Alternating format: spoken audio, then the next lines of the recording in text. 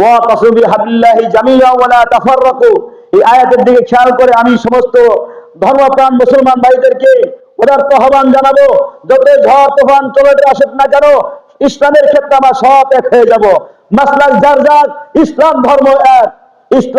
ইসলাম ধর্মে যখন আমরা এক থাকবো, ইসলামের কাছে যখন আমরা এক থাকবো, পশ্চিমা বহির্বিশ্বে আমাদের কোনো ফেতনা বাজাতে পারবে না, পশ্চিমা কৃষ্টি কালচার আমাদের বাংলা জমি আনতে পারবে না। আমি তাদেরকে বলতে চাই, আল্লাহ তাআলা সৃষ্টিগত ভাবে পুরুষ ও মহিলার মাঝে কমপক্ষে 25টা পার্থক্য রেখে দিয়েছেন।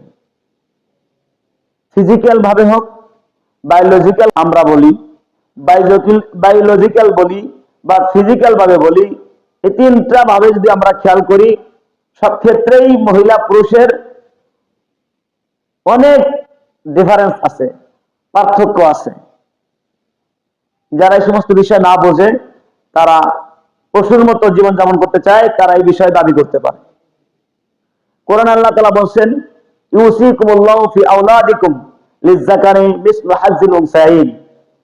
পুরুষ এবং মহিলার ক্ষেত্রে অর্ধেক